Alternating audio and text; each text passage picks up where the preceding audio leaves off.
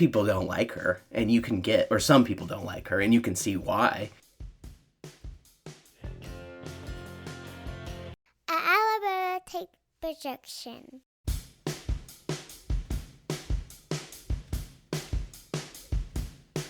Hey, welcome. It's us at Taking It Down, where we give you a new angle at looking at television. Taking It Down is produced by the Alabama Take, a family of podcasts, and a site where you can find essays and articles on television, movies, music, books, sports, and even more. We at Taking It Down are me, I'm Blaine, the editor-in-chief of the Alabama Take. We also have a touring musician and former filmmaker, Adam Morrow. We have our specialist in media at a New England college, Mr. Donovan and And we have Natalie Morrow, our resident expert in fantasy, sci-fi, comics, trashy reality TV, and plenty of Beyonce. Each week, this podcast is a short video segment featured on the Alabama Takes YouTube channel, where we open the floor for a little more than TV and streaming at times, or just an added TV segment. It's released each Tuesday evening around 5 p.m. Central. Taking It Down itself is audio only and hits all podcast apps, the website, and YouTube bright and early every Tuesday morning. Subscribe or follow in your favorite podcast app, and you won't miss an episode. Talk to you every Tuesday. Yep, it's us. And by us, I mean it's me, Blaine, and it's Donovan. No Adam. Adam's doing music this weekend, and this week. Go see Speckled Bird. He is the front man for Speckled Bird. He's also on guitar duties for the Prescriptions. Speckled Bird's playing with the Prescriptions. So in the front, you hear that Adam is a traveling and a studio musician, and that's what he's doing. Natalie was with us on the YouTube segment. If you listen to us Tuesday morning when we drop, you can wait a little while and check out the YouTube segment. It's all about the challenge and a little bit about the traders. We talk a little reality TV this week. That's our want of late, but you can see Natalie there. And instead, it's just me and Donovan. Donovan, what's up? I've just been, for the last 5 minutes, thinking about how Adam is going full-on early period Michael Stipe on the road this weekend. Tell me what you're getting at there. What am I missing? You know, like he had the crazy hair, right? Yeah. He'd do weird stuff, just squirt ketchup and mustard on his head, and in the middle of a show. And I just know it's Adam right now. He's covered in mustard. You want me to tell you a funny story about Bob Dylan? Please. I think it was Mike Campbell, guitar player for Tom Petty and the Heartbreakers, noticed that during concerts, when in between songs, when the lights would go out and they would change guitars and those kinds of things, Bob would walk to the drum stand and pour something over his head and shake it about. And he smelled horrible, absolutely horrible. And I think Mike or someone asked him, "What are you doing there, Bob?" And he said he was pouring vodka over his head. And he said, "It makes your hair look great. Look at it." Hopefully Adam's not out there pouring vodka over his own head. He's got a handle. He's just dumping it. Just dumping it out. With his Michael Stipe wild hair. Early days Michael Stipe. We're kind of goofing off a little because we only have one thing to talk about this week, and that's True Detective Night Country Episode 2, appropriately titled Part 2. Boy, I tell you what, if we're only going to talk about one thing, I know. I'm still pretty high on this show. I am too. So, all right, so I'll ask this to begin. Sure. A dip in quality, or at least a dip in your interest on this one? A little slower episode for you, or not? No. Okay. No, I actually found that I am curious how this is going to fit. Since it's only 6 episodes, I'm curious how this is going to fit as part of 6 episodes. But for me, watching it, I was still very interested in what was going on, For things sure. Get a little deeper, and things kind of move towards where you kind of knew they were going, right? Obviously, they're going to get together to investigate this crime, right? So but take me for a ride. The next 4 episodes cannot move at this pace, I will say. I did not find it slow. That is what I meant with, I wonder how it's going to, because we only have 6 episodes. Yeah. It can't have the same pace. Mm-hmm. I did see complaints online that it was a little slow. Not for me, really. Not for me. Do you have these thoughts where you're in the middle of an episode and you're thinking, is this not close to the end? I did think that. Now, Interesting. With the first episode, I did not. I was just like, let's go. this one, the end caught me too. For the same as with the first one. Where I was like, wow, that's really it's been an hour. Okay. You know, you get a sense as a viewer when the ending is about to come, like, oh, this is going to be the last scene. Well, I thought that a couple of times, and it wasn't because I was bored. I think I just had the internal clock, I guess, going where I was like, oh, is it not 50 minutes yet? I guess for me, if you put several corpsicles in an ice rink, for sure. I'm gonna stay interested. Yeah. Well, yes. Let's get into it. Just in case you are new to us? Maybe I don't know. You're probably not new to True Detective or us. I'm guessing. No Nick Pizzolatto this season, which seems to make this show much more focused on the ladies. The women are driving the story in a very, very good way, I think. It's well handled in order to do that. It doesn't seem forced. Mm-mm. It doesn't seem like, well, we got to have a story about women who are detectives now. You know, those first 3 seasons were pretty guy-heavy, men dealing with trauma kind of heavy. They tried to rectify that with Rachel McAdams in season 2. Not quite. That's true. Poor Rachel McAdams. She deserved better. Yeah, it was a rocky season 2. I still loved watching it. Season. Didn't you still love watching it week to week though? Not really. Really? Like I almost feel like I did. I finished it because I didn't think it was like horrible, but it never quite got good. No, it never got good. But if I hadn't seen the first season, I probably wouldn't have finished it. Okay, I thought Colin Farrell's performance was really good. Yeah, he was good. There was some good stuff. It just felt like the much less than the sum of its parts because like Rachel McAdams was good and like there were some good things and like in the abstract for me, like the mystery was kind of like a classic California noir, interesting, but everything together it just fizzled. It was kind of a dud. And did you watch the 3rd season with Mahershala Ali? I did. I liked his. I liked 2 things about that season. I liked that we found out that actually Nick Pizzolatto is a big old sweetie pie and he just wants people to be happy.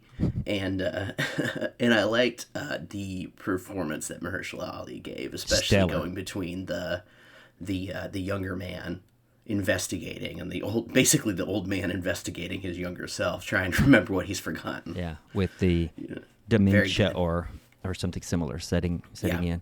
Yeah, I thought season 3 was underrated. I think it got a lot of flack following that 2nd season that was not so hot. Yeah, it wasn't like the best, but I thought like I thought it was good.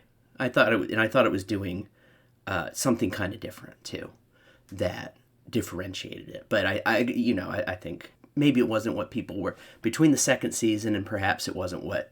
If you loved the 1st season and you wanted to return to that, it wasn't quite like it had some times where like maybe you thought, especially at the beginning, right? You remember like the kids have like the stuff on them, the kind of like weird figures, but it goes not down that road at all. Right.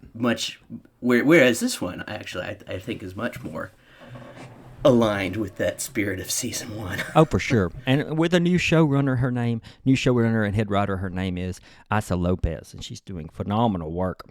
And director, too. Yes. Showrunner, writer, director, there which I think she's been very good. The 2 hours of her work I've seen so far. It makes me, apparently she made a pretty good movie that people have compared favorably to some of Guillermo del Toro's, and I could have told you the name of the movie 10 minutes ago, now that I'm saying it out loud, I can't think of it. Her name is... If you want to check it out. Isa Lopez, so you can look that up.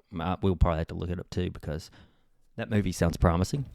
This is another thing I've been, and maybe this is just like a back of your head kind of thing, but do you think it was I think it might have been a really good choice to not just... This season is more focused on the women. The women are the main characters. Obviously, the director and writer is a woman, but she's also Mexican. And I kind of wonder if there's like I've been thinking about like someone from kind of like the outside in looking at like somebody like obviously she's watched American TVs and movie and is part of the American entertainment industry, but also I wonder if she has a unique perspective because of that. I've kind of been thinking about that because there are people who are on the outside in or looking in this story, roping in those Native Alaskan people who's what type of native. That's what was making me think about it. Yeah, that seems to track. It starts with an I, and I'm blanking like on Inuit. Thank you. Yeah, the Inuit people who have been a huge part of this story. Is Detective Navarro a Inuit? I believe she is. Yeah, because I think so, her too. sister has the The tattoos. You can't see. This is the radio. Yeah, the tattoos on her face that are Right. the traditional.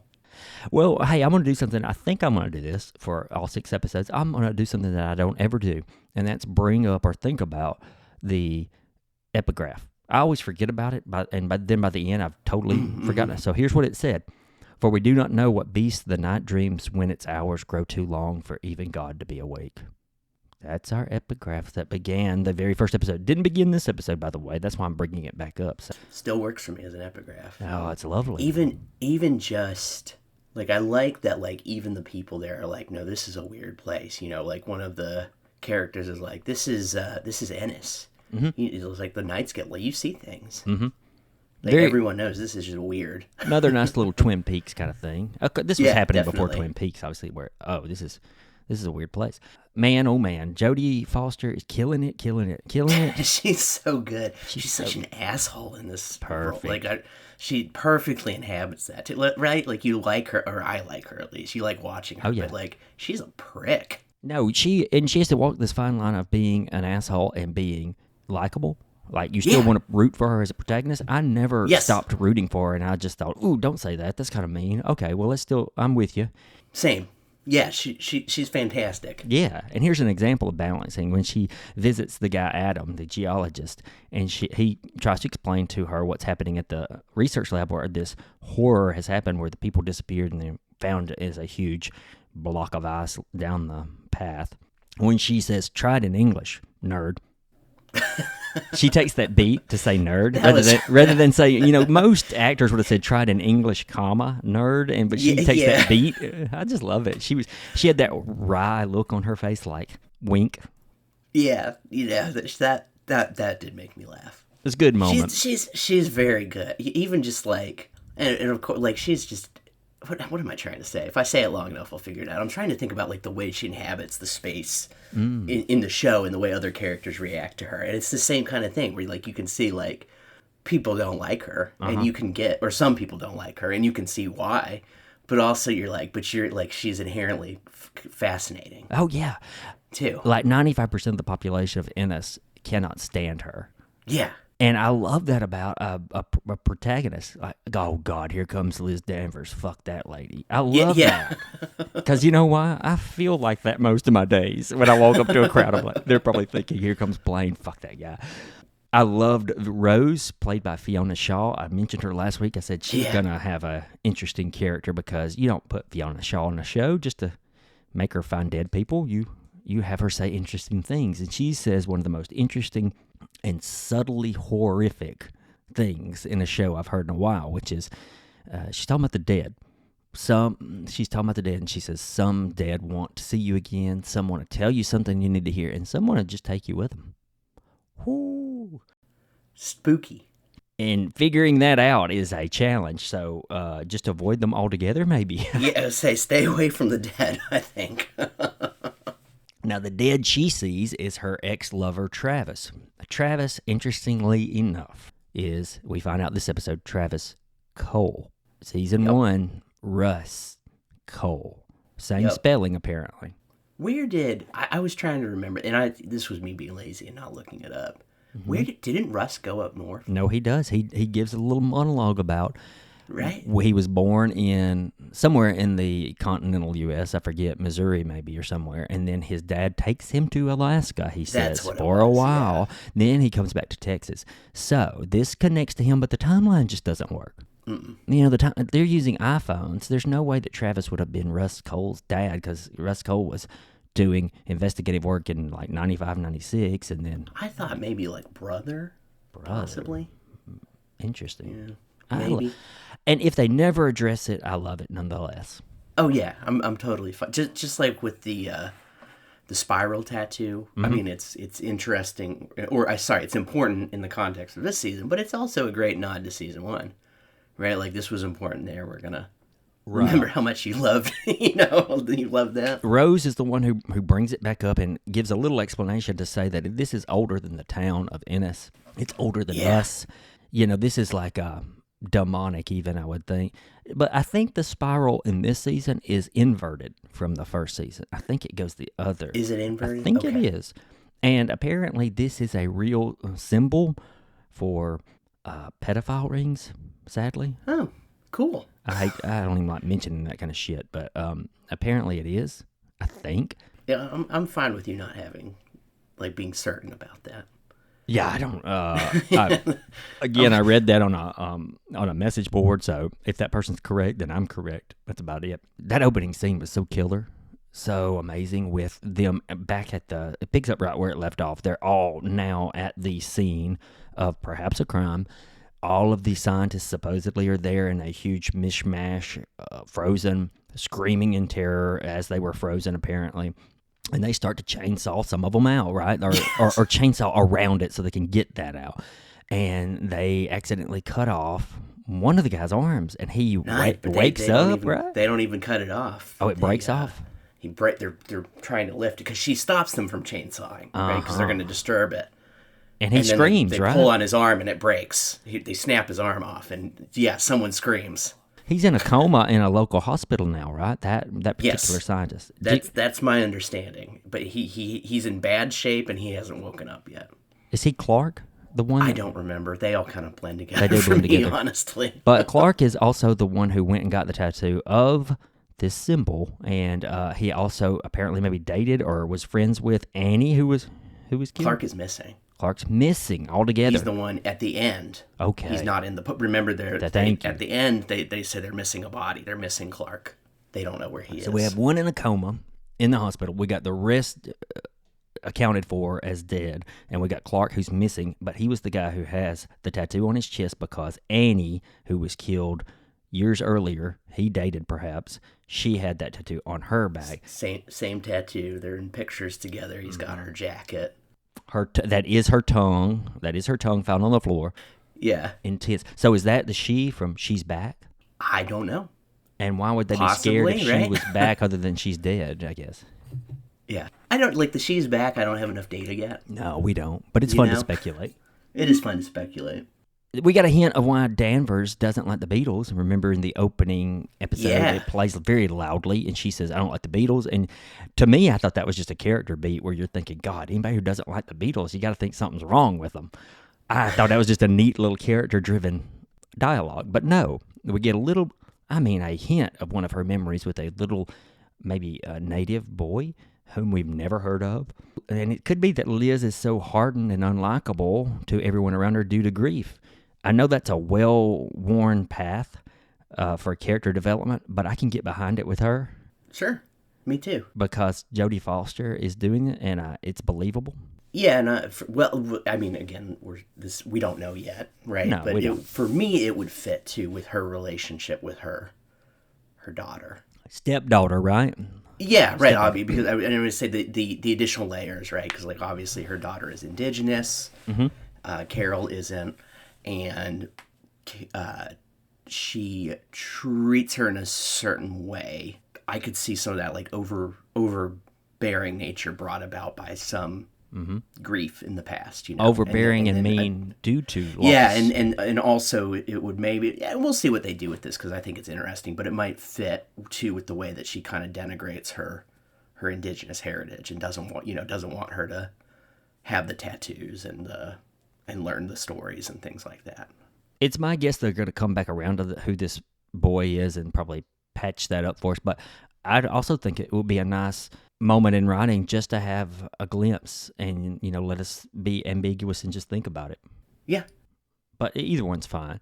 Speaking of ambiguity, don't know how much of this is going to connect, but the Tuttles from season 1 fund the lab where the research is happening. Now, if you don't remember anything about them from season 1, apparently they owned some shell corporations that helped fund pedophile rings, possibly. Now, were they ever connected fully at the end of season 1? I thought they were in pretty deep, if I remembered correctly.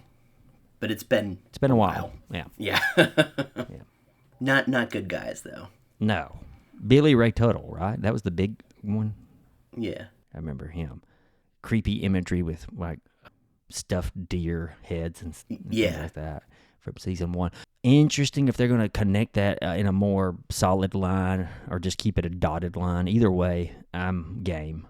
Yeah, I'm fine either way. Dotted would be completely solid, interesting as long as it's not contrived. Right. Dotted, fine with that too. Evil lurks. Yeah. Clark's the missing scientist, likely alive, likely in a relationship with Annie, and same tattoos. So we had that earlier. Oh, I've got it here, Donna. I'll bring it, circle back around a little bit. So, Russ Cole was born in Galveston, but ended up with his father in Alaska, and he grew up a lot there, and then came back. That's what that was it. So I thought maybe I was pretty sure there was something like that. So yeah, I was thinking like maybe a brother instead of a father. But the other thing is that at one point in the first season, Russ mentions that his father passed away from leukemia, and I think that's what Travis is supposedly. He had something, yeah. He had something. Well, maybe. Yeah. That wouldn't line up. You're right. The time doesn't line up. There's even a moment in season 1 where Russ says that he uses his father's leukemia as an excuse to go undercover or something. I really would like to watch that first season again. Now that I think about it. Now I'm not remembering this. So Hank's being catfished, right? Absolutely. Oh my gosh.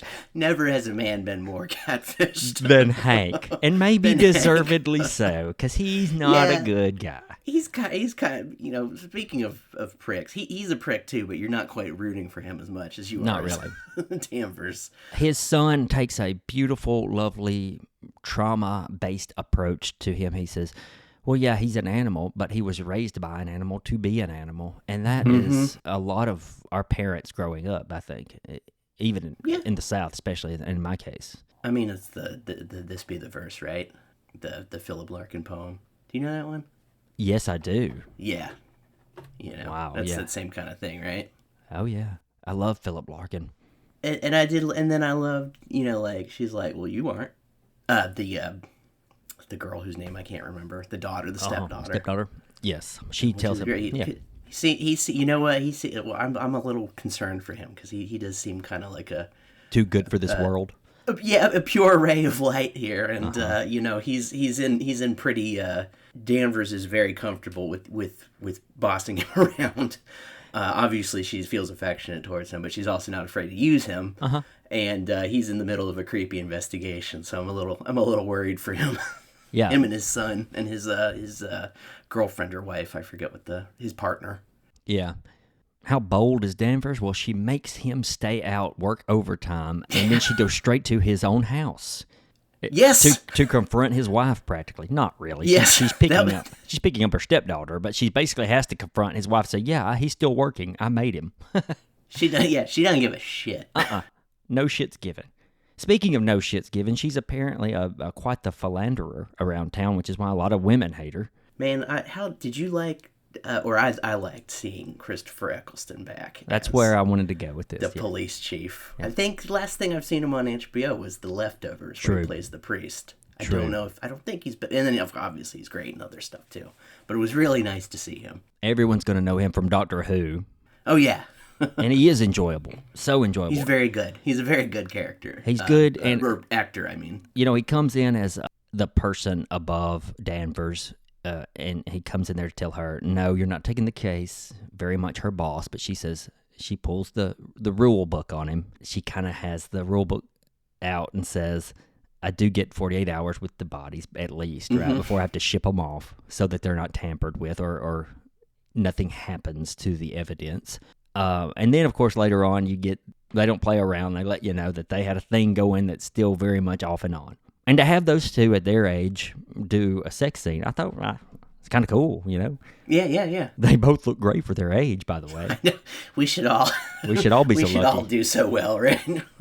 Yeah, Jodie Foster is amazing looking at her. I don't even know how old she is, honestly, but she's been around for so long.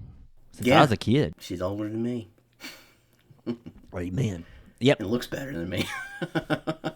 Then the episode ends with Navarro figuring out that there is a trailer involved. Where do you put a trailer that you don't really want to be snooped around in at this trailer park kind of thing where they let the snow build up and you basically can't even find the trailers much. And we go in and we probably find what could be Annie's body. I was wondering, or was it a new body? I'm excited to see if is it a body? Is it an effigy? Because it almost kind of looked like it can't be Annie's body because they would have found Annie's body previously. So no. Yeah, because she's been stabbed. or they had her body because she was stabbed and With killed. pictures, yeah. I almost thought it was an effigy, like it was just like a doll that he had made. Plenty of dolls, also smaller ones, hanging from the roof of the trailer. Man, ceiling. man, it's his special place. So what's happening there?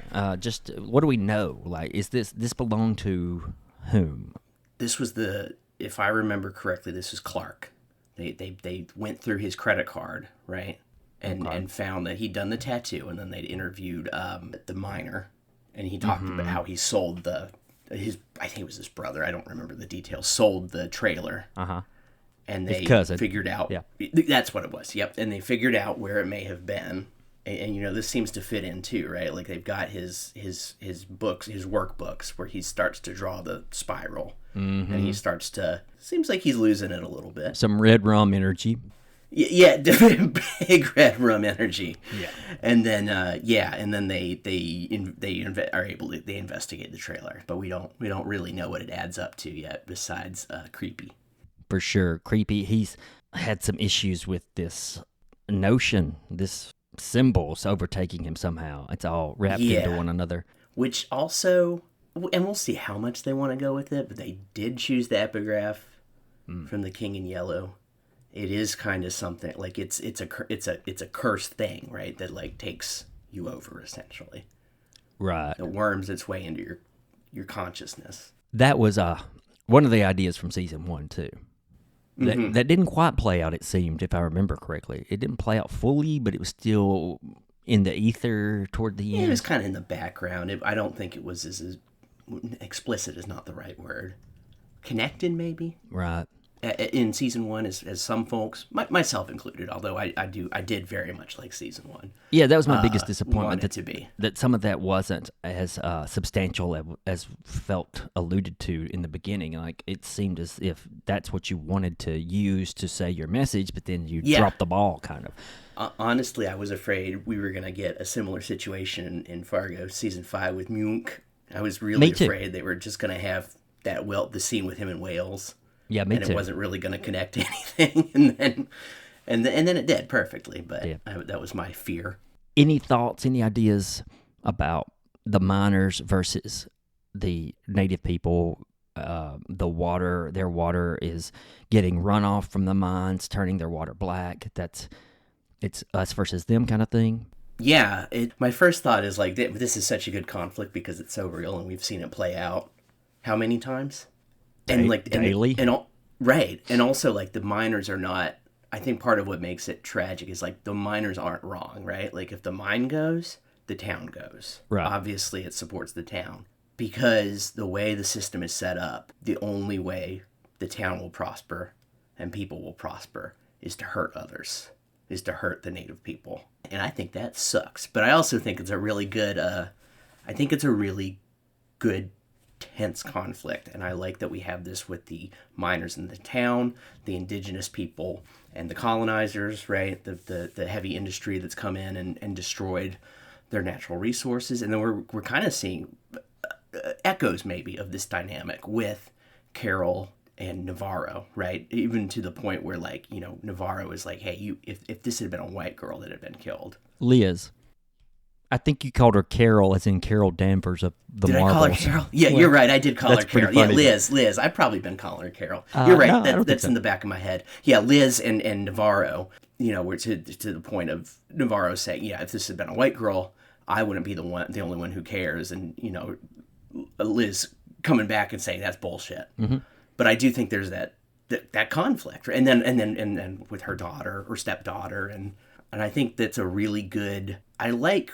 That one of the things I've liked about, and we're only 2 episodes in, but so far I think it's done a good job of like, okay, this is creepy, this is scary, but also like this is connected to something that's real and upsetting, right? Like people really do get murdered over environmental activism. Yes. I was reading fascinating New York Times article. There's this guy in Brazil, works for the government. His job is to find evidence of uncontacted tribes in the jungle, in the rainforest, and present that evidence to the government, and the government will say, okay, obviously, well, there are people living here, so by these laws that we set up, this can't be developed. And people have tried to kill him. Like, he was once attacked by loggers. Mm-hmm. who tried, like, literally tried to kill him. He ended up shooting one of them and getting away. But people will happily kill you for things like this. So I think there's that real fear of human greed and violence and degradation as we degrade our environment that overlays with the supernatural so well for me. Yeah, I agree. It's an unspoken tenet of capitalism to do that. And it's becoming more spoken of in the last 20 years or so. I mean, it's the classic analysis, right? From Marx, right? Like, it relies on an underclass. Mm-hmm. Somebody's got to suffer, right? Like, it's a feature. It's not a bug. Right. It's not an unfortunate byproduct. Last thing I'll point out that I noticed: the polar bear was a real polar bear in episode 1, and in episode 2, it seemed to be a toy of the little boy, a stuffed toy. Yeah, and it may have even been missing an eye in the toy. Yes.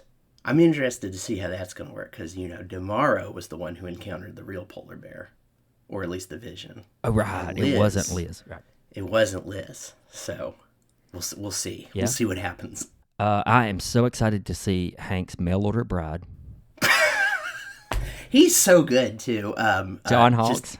Isn't he just like Gosh, I love that actor. Never has a man been more catfished, and yet he's just so he's led by the nose. It's great.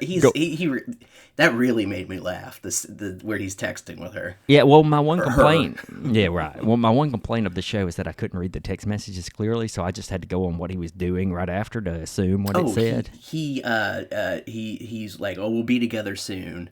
Something like, we'll be together soon. She's like, yes, but I'm worried about my mother. She's sick or She's something sick. like that. that. I figured out because of what he said. And he's like, well, I have more money. He was like, I've got some money left. I can send it over to you. I should really wear my glasses when watching TV if they're going to do text messaging. Yeah. Hey, that's it for True Detective Part 2. We are, it's the nature of the game. We're a week behind, so most of you have probably watched Episode 3. I hope you're still with us, though, and enjoy what we have to say. Let us know. Rate, review us. This is audio only. You can always see us by going to the Alabama Takes YouTube channel, and Taking It Down has a shorter segment each week, usually around 5 in the afternoon on Tuesday. You can watch it. Follow us wherever you want. Say hello to us wherever you want. And for Donovan, I'm Blaine, and that's it for this week. Good night, Mr. and Mrs. America, and all the ships at sea.